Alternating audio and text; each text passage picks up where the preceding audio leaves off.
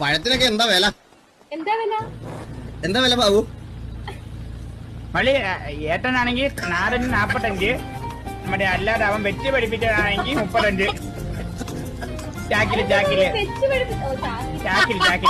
നാടൻ നിന്ന് പഴിക്കും.